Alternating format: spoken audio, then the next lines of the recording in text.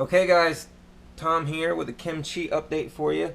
If you wanted to see how I've got these in my closet here, this is my closet of fungi and fermentation. So this is ginger beer and rice wine up here, and then we've got some cordyceps. These are Cordyceps militaris that we're growing, and we're making tempeh out of it.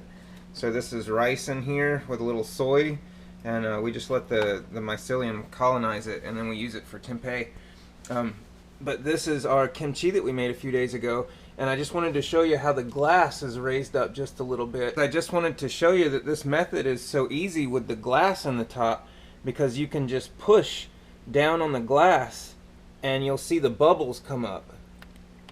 See that? And that way we're pushing the vegetation down without actually having to put our hand in there.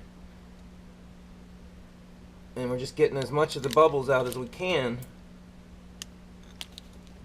to keep the vegetation below the surface. So most of the vegetation's below, so I don't even need to bother with it now. And this one, you guys saw that we're doing more like they do at Saigon Market and here in town. The liquid actually came out. So this one, I'm glad I put it in a bowl, because liquid came out all over it. And that would have been really nasty if it got out into the floor here, but that's why I put this plastic down, just in case. But this one did the same thing. So yeah, that's called a good bit of liquid there. But just to let you guys know, if you get these things and they're active from the store, you know, I don't care how tight that lid gets on, man. I mean, if it's a screw-on lid, it's gonna leak because so much pressure builds up from the fermentation.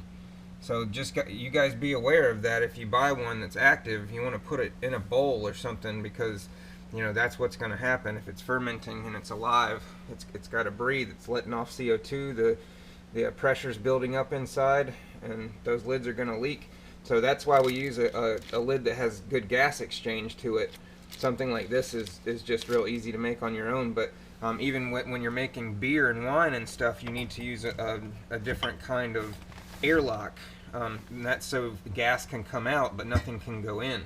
So, and that's what I've done here, is just taken this is just a regular juice bottle, and then I've got an air hose coming out of the top of it it's got a real small hole in the lid, and then that way the gas can come out and go into this is star sand. So this is actually a low grade acid in here, and that way this is basically just a homemade airlock is all this is.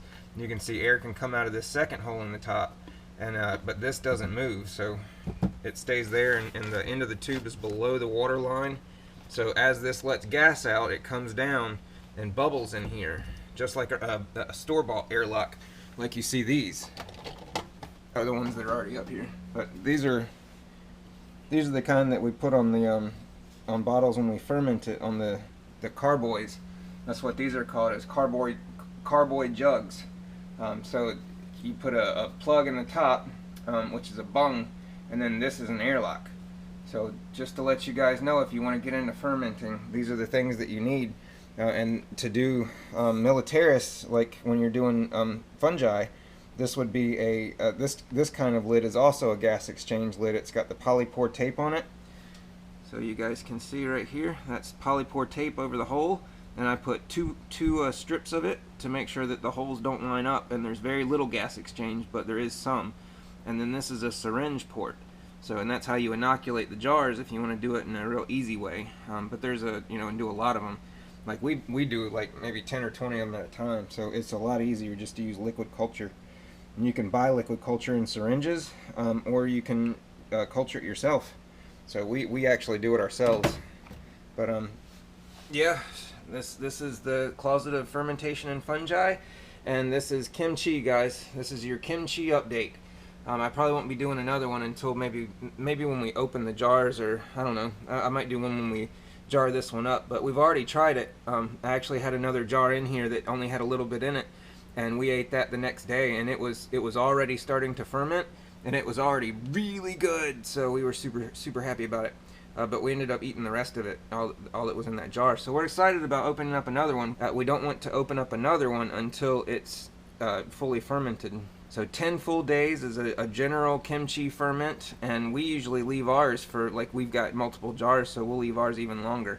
All right, so just letting you guys know, the longer you leave it, the more funky it gets. So that acidity flavor that you taste and the carbonation, you know, that builds up in the jars. So the longer you wait, the more funky that becomes. And I like the funk. So just to let you guys know, this is how I do. Hope you're having a good day. Tom with Permaculture Wilmington.